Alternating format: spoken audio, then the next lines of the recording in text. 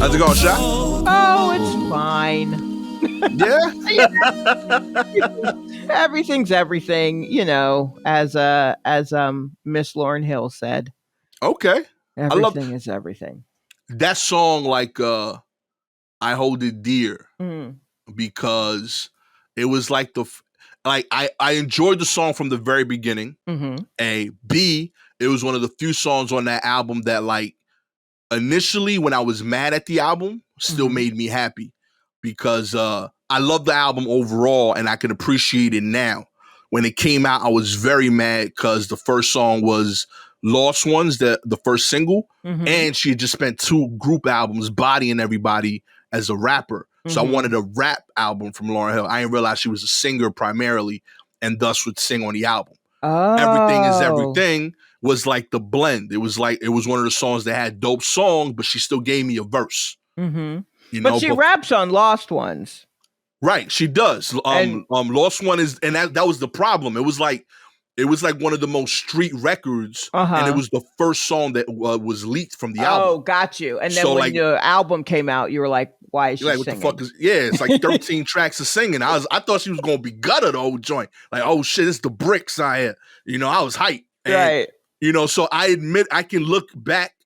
Like, it took like legit like 3 years for me to be like, yeah, this is a phenomenal album. Mm-hmm. But at the time, I was tight. Okay. I was like, I can't have this. See, okay, go ahead. No, I loved it. But like, the reason that song is dear to me is because it reminds me of the come up. Like, you don't know who's doing work in the background because she's winning like Grammys and shit for this album. And like, I ain't realized at the time, I like to read credits. This dude, John Stevens, is playing the keys, and that dude blows up as an R&B singer himself. So it's like dope that he could be like, nah, way back when, I was a piano player. People ain't fuck with me, but y'all ain't see it coming. Yeah. And honestly, on that song, you can hear the John Legend in it. You really can. Now, right? You can hear the John Legend in it. Like, oh, there it is. I was excited that she sang because she was for a year or two on my favorite soap opera, and she sang on that soap opera, As the World Turns. She was on that. And so I knew that she could sing. I didn't see Sister Act 2. I've never seen a Sister Act. Just go ahead and just demolish me in the comments. Go ahead and slide into my DMs with your thoughts. But I've never seen a Sister Act. I've got it. You guys talk about it enough. Don't need to see it. That's the beauty of it. But yeah, so when Sister Act 2 came out and she was in it, I saw like commercials and I was like, oh, that's old girl from As the World Turns or whatever. And not the Fugees. Yeah. And then the Fugees, and I was like, okay, As the World Turns out here rapping. But I knew she could sing. And then so when that album came out, I was excited to hear the singing part. I thought, oh my goodness. I thought she was one of the most striking looking people I'd ever seen. Pure, just gorgeous. Like, usually I'm just like, oh yeah, they're attractive. I get it. I don't. Mad angry about it. Yeah, like, great. Fine, another one of these people. Yeah, y'all can't find no ugly people to be famous. We out here, we talented. Ugly people sing too. Okay, right.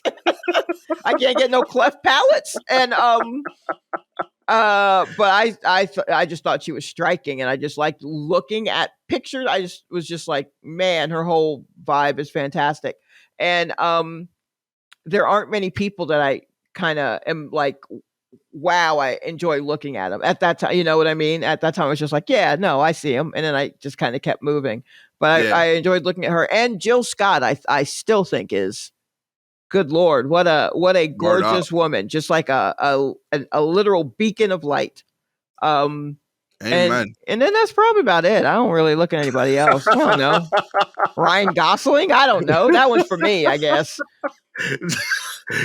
So much about this I love. I do appreciate that you appreciated Lauryn Hill in a very different way. Like, Yeah. like that you discover. Right. Oh, there goes the old girl from the soap opera. I love the fact that you're in your 40s and you've thought exactly 3 people are attractive your whole life.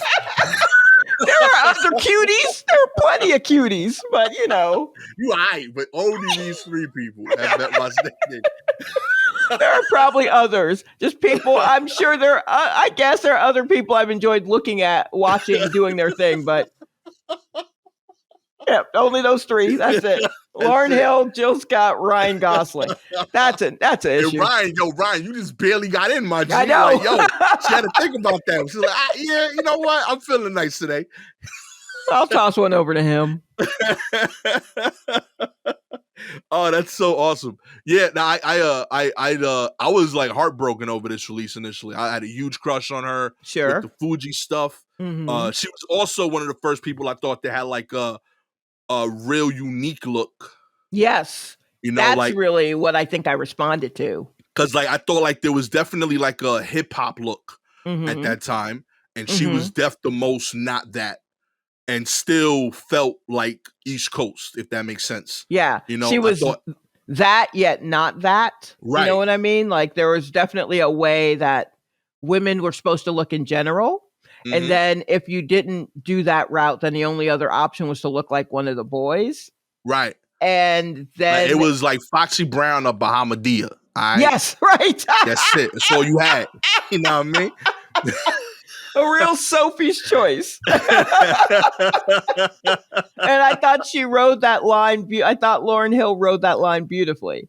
Word up. Yeah, I vibe with that. But yeah, I connect with that song. I always was like, oh, this is dope. Because I saw this dude go from playing piano and now he was a star, So I think that's beautiful. So that is what about the song was that he was on, that John Legend was on the song and now he's in everything. Yeah, that's why I vibe with it, because it's like a real like come up story to me. Like this dude was in the background playing his role, but like working on his craft. So that dude's playing like when he got called to play that piano, he told all his mans in him, like, yeah, I'm playing the keys on that new Lauren joint. It's gonna be crazy. I bet he didn't. I bet he didn't. I bet he was just like, yeah, I gotta work. I mean, I bet he's just like, yeah, sure. Like, I bet he probably didn't even know what he was playing on until he got there. And then was just like, all right, well, I guess just give me the sheet music and we'll see what we can do with it or whatever.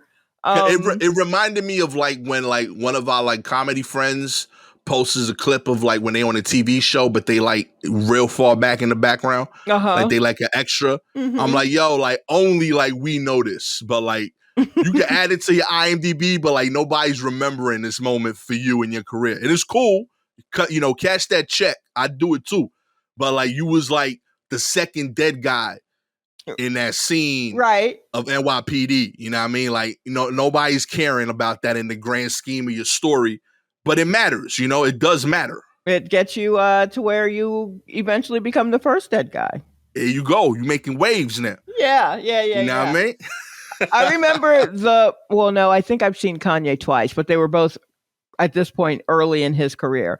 But there was one where it was like actually in a concert spot. And one was like outside in a park. And the concert spot, he came out, I think he had a DJ maybe playing music, but he had John Legend with him playing the piano. And so they'd start the song with the record and then Kanye would rap over it and then John Legend would just sing the rest of whatever the song was, whatever the sample of the song. And we're like, this man just brings a dude on the piano with him? Okay. I mean, I guess. He was different, man. He was different. You know what I mean? Yeah. From the very beginning, Shouts to them. Keep it moving. Yeah, whatever. John Legend is in everything. Check. Anything you like, check the executive producers. Tell me John Legend ain't in it. He out there. He got his fingers in a lot of pies. He may now be part owner of this. I don't know. There. You know what I mean? War Report brought to you by John Legend. Well, we better check our emails when we're done. My man taking all of our anchor checks, all right? Yeah, we got to check these comments. Oh, man, let's get into the news. All right. Canada unlocks emergency maple syrup reserves amid shortage. Global supply shortages affected toy stores in the United States and coffee producers in Brazil. In Canada, the country's liquid gold maple syrup is running low, and therefore there is a shortage of it. The Quebec maple syrup producers, QMSP, the so-called OPEC of maple syrup, released nearly half of its emergency reserve. It is the equivalent of 22 million kilograms. Increased demand and a shorter harvest drove the shortage of maple, according to the QMSP. In Canada, it's the first time the reserve of maple syrup is in use in 3 years due to its shortage. That's why the reserve is made to never miss maple syrup, and we won't miss maple syrup, says Okay. the QMSP. Hold on. They had to tap into their reserve 3 years ago? Yeah, yo. Okay, so then that ain't just COVID and whatnot. That's just people eating too much maple syrup. That's what that is. And I mean, I'm assuming. Look, I eat a lot of waffles. Lot of waffles. Like a couple of days ago, I ate waffles in the middle of the day just to get them out of here. I can't just have them looming over me. So you eat waffles as a threat, yo? Just always. Every time I stand by the fridge, I just hear them in the freezer, like, we in here, right? So don't make me. Yeah, I just ate them like I can't have you. Like the Telltale Heart by Poe. I just hear them under the floorboard. Nevermore. No. Okay. And I do use a lot of syrup, but it's not like Canadian. I mean, it's like whatever. It's not a store. It's not like any old store brand. I mean, it's a well-known store brand, but it's not like, I'm not using like, shitty pancake syrup, but I'm also not tapping into Canada's maple syrup, the good stuff. So I don't feel bad saying y'all need to get that shit under control. Like it can't just be like there's other stuff going on. What else is going on here? Yeah, like we ran out of pancake syrup in the house, and the kids eat it for breakfast. They have like 2 like Eggo waffles or something, right? And Gabby was telling me, yeah, there's like a maple syrup shortage. I was like, honey, you didn't order syrup. Don't blame this on the maple syrup shortage. All right, we got the off-brand Target pancake syrup in this house. We ain't affecting that whatsoever. Exactly. All right, this $1 bottle is not the difference between that. Yeah, this ain't why. This ain't why it's going down. I ain't putting a hurting on Canadian maple syrup. None of this came in like a package shaped like a bear or a leaf or none of that. Okay. It was nothing pure about this maple syrup. Yeah, there are no leaves on mine. Nope. This is like this is really, really close to being soda. Okay, that's what this is. This syrup is what they put in the machine that mixes with water to make soda at McDonald's. That's what this is. Okay, it has nothing to do with pancakes. Okay, so this piece says it's tedious work that is extremely reliant on the weather. Okay. Only when the temperature is above freezing during the day and below freezing at night, one can tap maple trees. This year's supply was less by approximately a quarter due to a shorter and warmer season. Okay, so it's not getting cold enough for these trees at night. Yo, global warming affecting your pancakes. Okay, so I don't feel bad. I mean, I also should recycle, but I don't feel bad. I say it has nothing to do with me. It's the big businesses. Don't put it on me. I'm doing my part. That's Exxon's fault. That ain't me.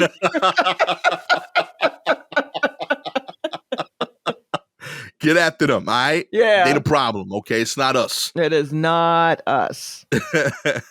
Yo, apparently there's a sugar stealing issue, too. Thieves stole approximately 3,000 tons of maple syrup worth an estimated $18 million in 2012. 2/3 of the syrup that had been stolen was eventually found. Yeah, I don't want no recouped maple syrup. Look, that shit was out there in the streets. I don't know what was happening with that. Look, I'm a sugar junkie. As long as you got it back to me, I ask no questions. What? I don't want it to be stepped on, but I'm a junkie. I'll take what I can get. Oh man. Okay. All right. We heard it here first. All right. You got that stepped on maple? Holla at shot. Which okay? is probably what I'm already eating, stepped on maple.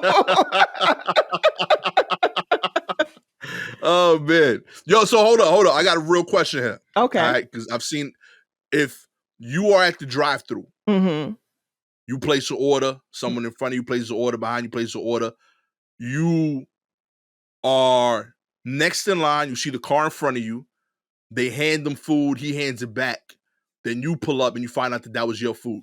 Okay. You take your food. I mean, they didn't open the containers. How do you know that?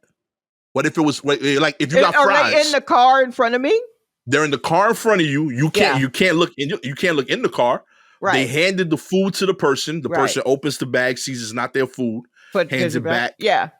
To the cashier. Then you pull up and then they hand you that bag. Right. Do you keep that bag? Yeah. Wow, for real? I'll check to make sure it's my food. And then yeah. Nah, I need all that done over. Oh, you need all that done over? Definitely. At least the fries. None of that is healthy. None of that is healthy. Need like whatever you was breathing. I don't know what happened. I don't know if you cleaned your hands. Look, when you check in to see that burger on the bottom, I know you touched at least 4 fries on the open container. You might have touched the nugget. You know what I mean? Fries, I might even accept. I could throw away the top 4 fries. But like the nuggets are only 6 nuggets. You touch 2/3 of the nuggets. Wait, you think they're going into the container to check the food like they're checking for broken eggs? 100%. No, they're not. It's listed on what it is. But like they look to verify the list. If you look in and you see fries, okay, little pack of nuggets. Let me scoot that. Yep, that's my burger underneath. And you're like, no, that's not mine. I had such and such and such. And they go and they get that. And then, they didn't open the check for the, you know what I mean? But they opened the container. First off, how long are they there before they realize that? Anything over 2 seconds doesn't matter to me. Okay, well then, Because it's like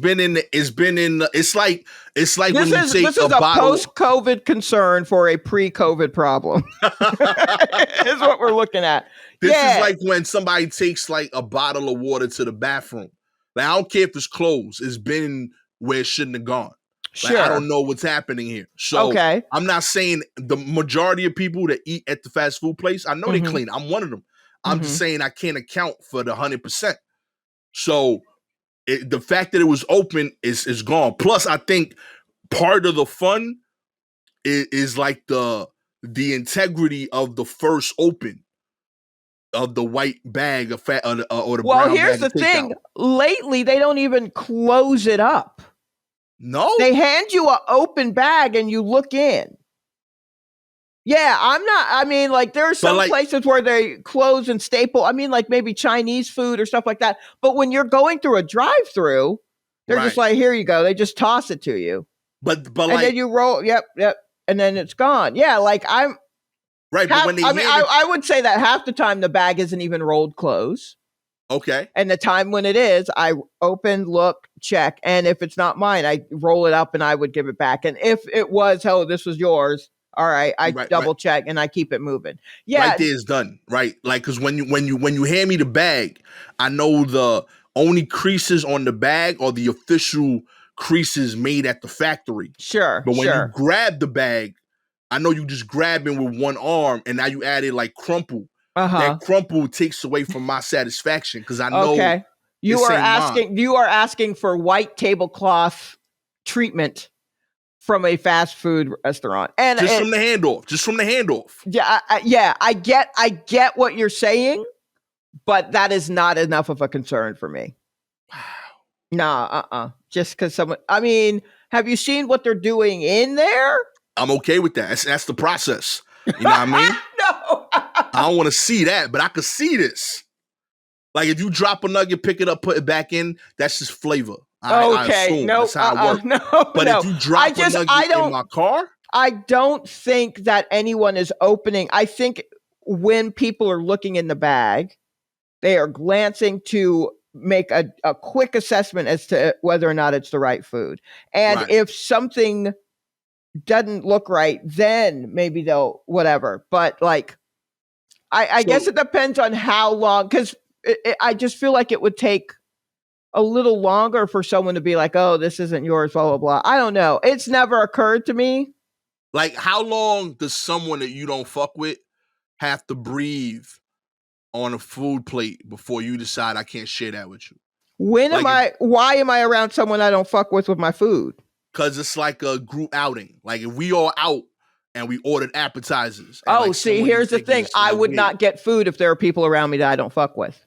Okay. I wouldn't order food. I either have a snack in my purse or I'll just hold off. I'll get a drink. I'll drink my Sprite. Yeah. And I'll hold off till I get home.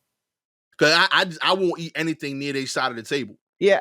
I don't put myself. Yeah, I just don't. There are I bet there are people who think I have some sort of eating disorder because they never see me eat. They never see me eat. Anytime they're like, "Are you sure?" And I'm just like, "No, I'm good." I just don't 100% trust the environment, so that I don't do it. But I can't think of many times that what you're saying has happened, but I feel like I also, if it has, I'll just take I've seen that, oh no, this is yours, here you go. And you're like, all right, whatever. And you keep it moving. Yeah, no, I don't worry about that too much. For some reason it's the only thing that's really open are fries. And nuggets. Oh, I don't get nuggets. Are nuggets in an open container? Always. Except for McDonald's. Okay. Yeah, no, I don't fuck with nuggets. Wow. Yeah, I just get like a sandwich or something, and I haven't even really been eating fries or whatever. So I'm looking at the label on whatever burger or whatever it is I got. Right. That's fine. I get the fries, and then I keep it moving. But yeah, that doesn't stress me as much.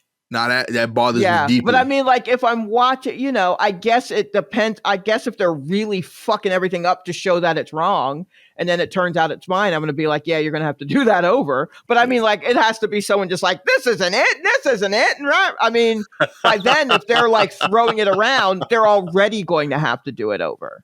Right. So, yeah, but no, I don't. That doesn't. I never get nuggets really, and when I do, they're from a place where it's enclosed, and I won't mention, but trust me, you're not going to like that I'm eating there. And then, or I let it go. But if I'm around people where I don't 100% trust what's going on around me, or trust the people around me, or I'm not comfortable in the moment, I just won't eat at all, because I know there's always instant ramen at the house. You know what I mean? Like, I can always scramble some eggs when I get home. Or I'd rather just go out. I could be in a nice restaurant with a bunch of people. They're having whatever. I'm not comfortable. Leave. I'll go to the closest like food mart. Yeah. And get a sleeve of Oreos and be all right. New Spotify poll question. Who's being more bougie? Okay.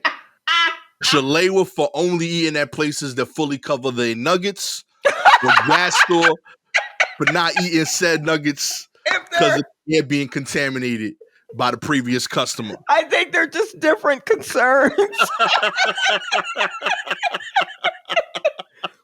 Put it out there, I'll let y'all decide. You bring up it's a very interesting question, because that's not something, and I think you'll find that more people do what I do because no one's considered it.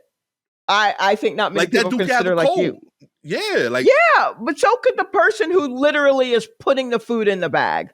Right, but that I gotta trust that like the manager or the boss is doing their job. I can't have faith that the guy in the drive-thru is running a clean system. I could report the restaurant for giving me food when it's contaminated. I can't report, this dude in a Honda Civic last week, my man took my food, now I'm sick. Now here's I'm putting the thing. on this Yelp review. Usually people aren't, unless they can look in and go, that's absolutely not mine, and give it back, they're not looking in long enough, I don't think. I think they are pulling forward and looking in, and by then you have pulled forward. They give you food. You're like, that's not me. So now you've just looked in somebody else's shit. And we got and so real now you're different. like, okay, you need to make what the thing is, and that person may be coming back, but by then you're probably like, yeah, you're gonna have to redo it, and they're like, pull into that space, we'll redo. You know what I mean? Like it's. But I think if it's something quick where they're just like, oh no, I didn't have a Big Mac. Nah, my drive-through protocol is different. I park right there when I get the food, and I count everything. I check the whole thing. Oh, see, that's why, because you're a fucking monster. But I got that's the problem.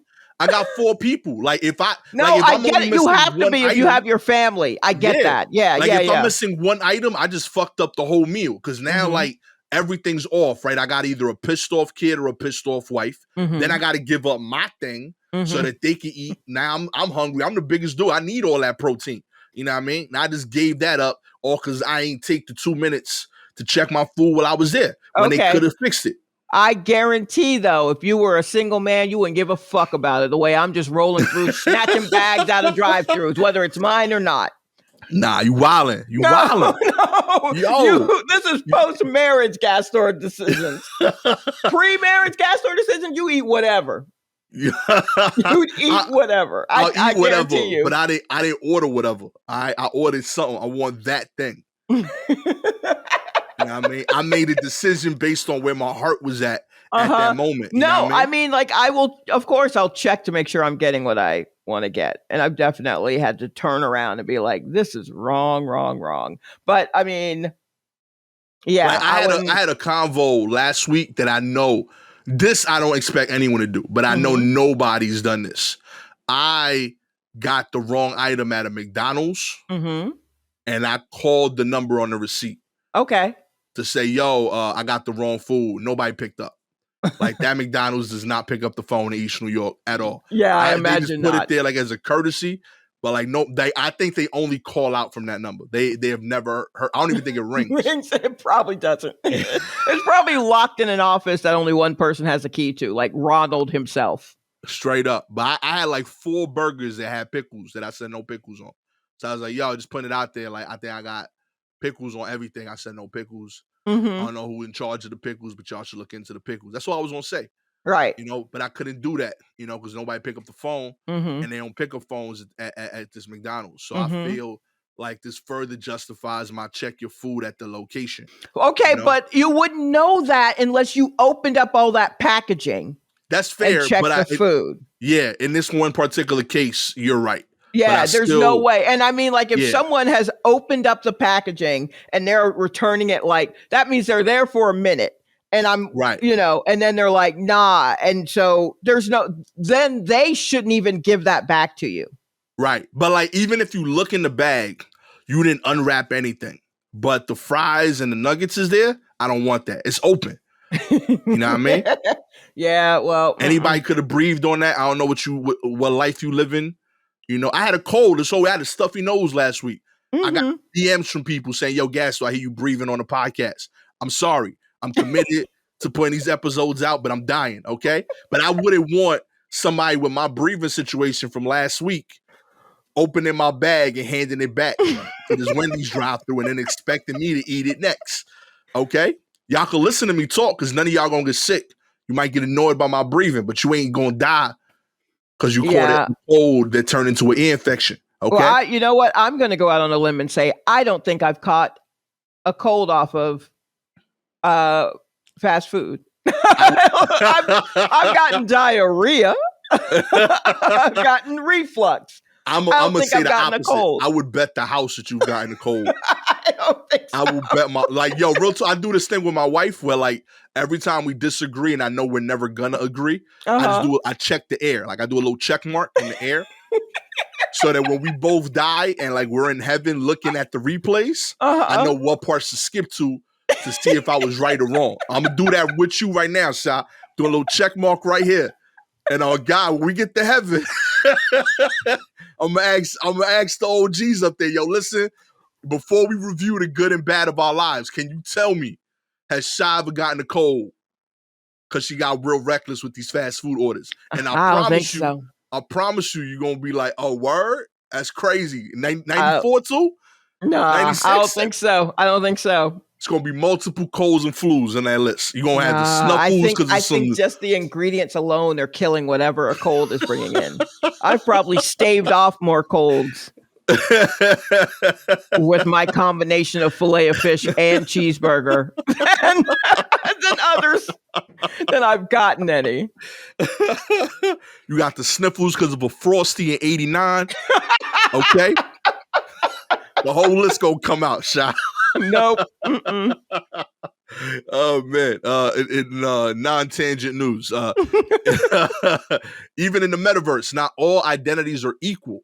The complexities of the real world are starting to bleed into the metaverse, the virtual arena where identity functions as both a reflection and determinant of social capital. Differences in prices for digital avatars based on race, gender, and skin color are emerging among popular collections of NFTs known as CryptoPunks, bellying the utopian and egalitarian ideals touted by the closely connected world of crypto, decentralized finance, blockchain, and non-fungible tokens. According to both the participants in and observers of the space, these price discrepancies are partly explained by the lack of this diversity among investors who favor these status assets. It's a demographic that skews mostly white and mostly male. Female CryptoPunks and those with darker skin colorings tend to sell for less than avatars with male traits or fair skin. Okay, so they racist in the metaverse. Next.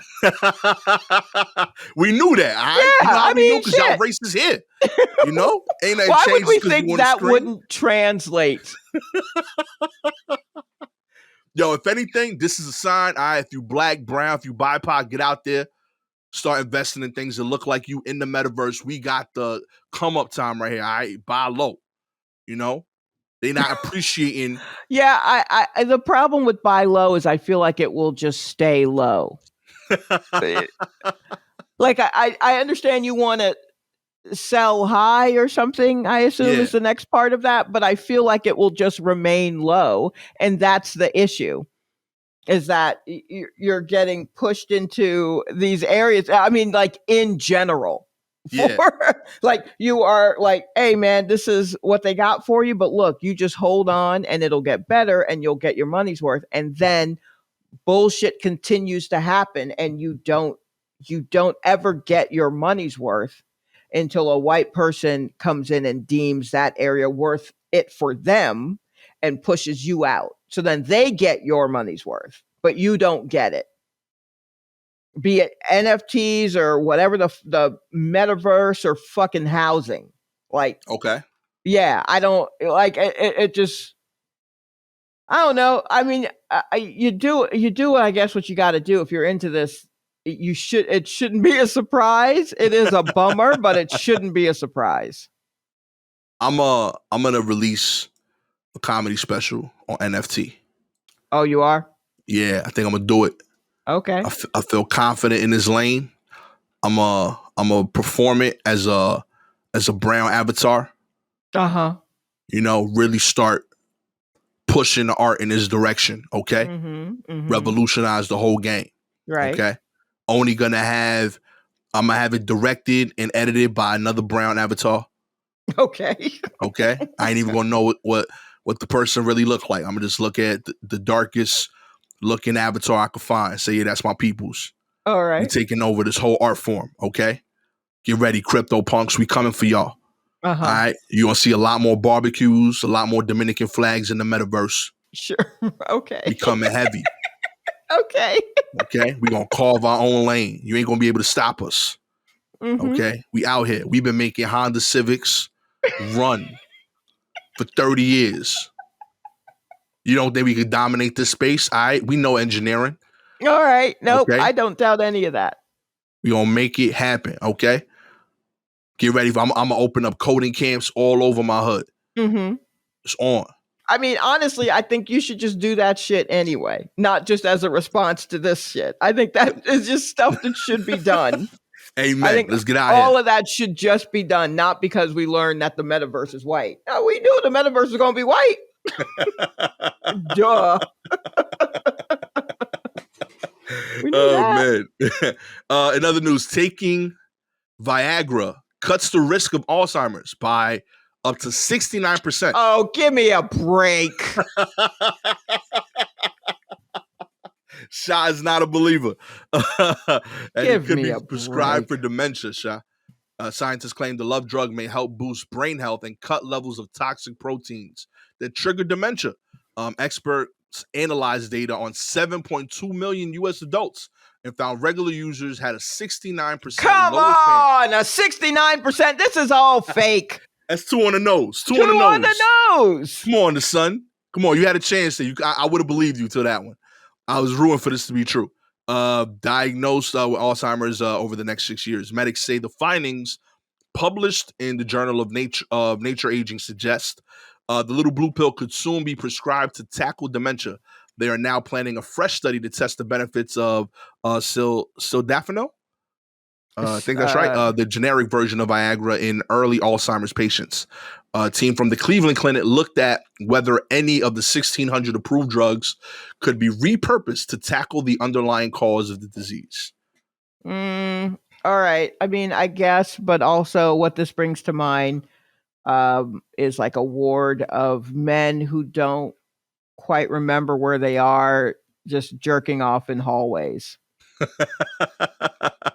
This is definitely like like that's no thanks. This sound fishy to me. Yeah, I just look, it can't cure everything. I know it cured. I know it took care of an issue that you were very concerned with, men, but it can't. It's not like a magic bullet.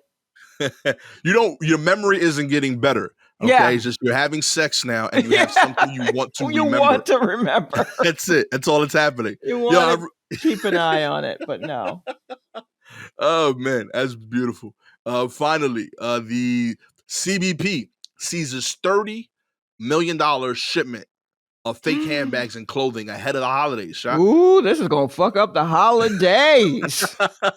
U.S. Customs officers have seized a container filled with more than $30 million worth of fake designer bags and clothing out of a L.A. port ahead of the holiday season, U.S. Customs and Border Protection officials said. CBP officials found bags, shirts, and pants bearing counterfeit logos, including Gucci, Louis Vuitton, at the L.A. seaport on November 9th, the CBP said in a statement. The container of 13,586 items had been shipped from China and would have had a combined estimated recommended retail price of $30 million. $30,437,775. Who added that? Oh, who added that? Who recommends the retail price on bootleg purses? Where is that like commission? 18 grand. Where do they meet? No, this is gonna fuck it up. Absolutely. Yeah. Dudes on the ab is angry. Yeah, I'm saying people who travel to go to places to get bootleg stuff. Pissed off. Coliseum getting shut down. Okay. Dudes on Knickerbocker ab. They're always cracking down on this, and yet it's always still being made. It's always being made, and they're always cracking down. Have you ever like been to one of these spots where like they sell stuff that's like fugazi? It's like it's an experience. I went to when I lived I was still living in Atlanta, so this was like maybe 15, no longer, 20 years ago, maybe. Yeah. And I came to visit New York, and the people I hung out with at the time were like, "Oh, you need to get me a fake such and such and so and so."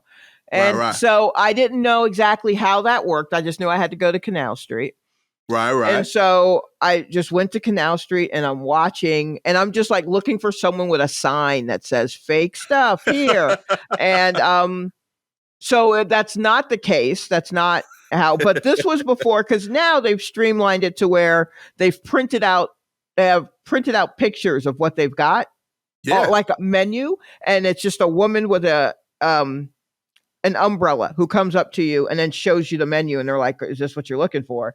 But then they had like some stuff like maybe on cardboard sitting on a table, what I thought was a table, but when it looked like a cop was coming by. Someone gave a whistle or a certain call, and that whole table collapsed into what it was resting on, which was actually a shopping cart. And and then they throw a blanket over it, and them bitches were gone. I mean, like I just hear like the whoop whoop, and I turn around, gates are being pulled. And I'm like, where are they all going? And then you just got to stand there as if you mean to be on Canal Street until the cops wander away, and then they open back up again. Yep. And then you got to haggle, and I don't haggle, put a price on it. And so they'd say a price, and I'd just be like, wow, that feels like a lot. Should I pay that? And I think I had a cousin with me who was like, no. And I'm like, oh, okay, I don't know. Shit, this is ridiculous. And then finally, by the end of it, I was just like, nope, all I can pay is this, blah, blah, blah. And they're like, back and forth. And then I go in and I realize I'm actually have less money than that. I'm like, oh, this is all that I have. And that woman snatched it out of my hand and threw this bootleg Louis at me. So I came through with like a wallet and some keychains for some people. And I got myself a little like jelly bean kind of shaped. It was a Louis. It was the time when it had the bright colors on it, like bright flowers, like a white bag. Okay. The Louis emblem was in brown, like tan, and then it would have like a burst of a bright flower on it. Very during the days of Paris Hilton, absolutely. Okay. And I had no reason to even have that shit. That was in no way it was a too small of a bag for me in general. And then like that's not my steez. I didn't know what my steez was, but I knew it wasn't that. But you get caught up in the rapture. The rapture. so yeah, I had a little, but you know, I've always enjoyed these experiences because like I went to there's in East New York in particular, Bushwick, a lot of immigrant neighborhoods. They have these apartments that like it's a store for like a week. Oh wow. Yeah, so like now these tend to have real stuff that's stolen. Okay. So like you go in and that's why it's only there for like a week. Mm-hmm. It's like, yo, we gotta move to like another apartment. So like you go into like a building, you get buzzed in, and you go into and through the front door, and like from the living room forward, it's just stuff hanging. Mm-hmm. Like they've converted the whole place to a retail shop, and like the real fly shit is all the way in the back. So that way, if you steal it, you can't run through the whole apartment. Right. You know. I know the first time I went there, I was like 9. I went with my uncle who had just moved here from DR. So he wanted really expensive name brand shit that wasn't important to Americans. So it's like super niche. So like he wanted these like jeans called Edwin jeans. Mm-hmm. That like was popping in DR. And I was like, yo, like it's not that serious here. Right. You know, like nobody care. You ain't fighting nobody for the Edwins. And like the only place he could find them was in these spots. And he's saying they keep them here because these is the expensive joints. You can't get them at the regular store. It's like, no, they keep them here because no one else carries these. Like you ain't getting Edwin jeans at Macy's. Right. Okay? Yeah. But I remember that specifically being a thing. And then in terms of fake stuff, I bought one also on Canal. I bought a North Face jacket. And that experience was fun because like I like went there with my boy Jeff. He told me he could get one for $100, and he was just like $400. So like I get there, and he's like, "All right, like we here," but we never went inside. Like we were just on the block, and I was like, "So where's the store?" And he's like, "Nah, we're like here, and like the guy moves, like he'll find us." And I don't know what about us gave off I want a North Face energy, but like someone walked up to us and said, "What size?" Like he just knew. Have you seen you North Face. on Canal Street? Absolutely, everything about you says you want a North Face, don't you? Yo, he knew. He's like, yeah, like it was ill because like so many of the like the questions in retrospect, like I was hyped. He was like he didn't even tell me like you want a North Face. His first question was like 2XL, right? Like he was already he's a businessman. He knows his product. He knows his customer. I was so hyped. He was just right into it. 2XL, right? Black? Yeah. And then like he turns around. he like pounded some dude that like passed him off a plastic bag, and he gave it to me, and then he would like walk back and forth while I like tried it on, but like never stood next to me. So like every now and he would walk by me and say, that fit right, big man? And he walked by again and he'd come back. Yeah, that's the one, right? That's the one. All right, cool. It's a buck. And he would go back and forth. He said, yo, I gotta know because I got other people that want that. Let me know. And he would walk again. And then finally I gave him the 100 bones cash and he disappeared. Never seen that guy again in my life. You never will. He's a ghost. That's it. He's the ghost of Canal Street. But I got a North Face. That's so funny. Straight up. I was out there. Black North Face. That's fantastic. Yeah, you got to be able to size him up. That means that he had already peeped you while you were just standing there. Yep. That's why you're standing there. You're giving him like model, and he's just like Terminator vision. He's looking at you, and there are stats just adding up, and he's like 2x black, blah blah blah blah blah. All of that's going on in his brain, and then you got to coordinate with your dude who comes by with what a production. Yo, it was real. Like I was like blown away by like, because it was like a dance. Yeah. Like he had an exact line to say. He had a distance to walk away. He never said it to me directly. It was like passing by, but I only feel like only I heard it. Right. Yeah. You know, it was beautiful. And then he would walk away again, come back. Then I handed him the cash and he like disappeared into the people. I love it. I love it. Awesome. That's so great. Beautiful New York experience right there. You know? Well, I'm sorry that everyone else, even those listening to us, will not be able to, now that got pinched. I feel for y'all. Now you won't be able to haggle with someone over something that will absolutely fall apart in the rain. I mean, I think those purses fell apart in humidity. So I'm like, why am I taking this back down south? These aren't going to make it. Yeah, real talk. That was my coldest winter ever. Okay. I look fly as shit, shivering all over East New York. Oh, you wanted the version with down in it? Okay. Oh, yeah, this one don't come with feathers. Okay.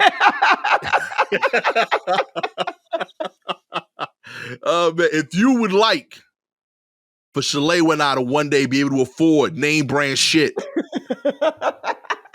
all you gotta do is like and subscribe to the show. Yes, please do. 4 stars. I mean, you like us, but not enough for us to buy name brand shit. Mm-hmm. You still a hater to our brands. That's messed up, B. We try to be stars like y'all. You want us to get the jacket without the down? Come on, man. We deserve insulation. We do. 5 stars. You a fan of our work and you want us to be able to afford the name brand shit. I support you. I'm going to live through y'all in the meantime, no.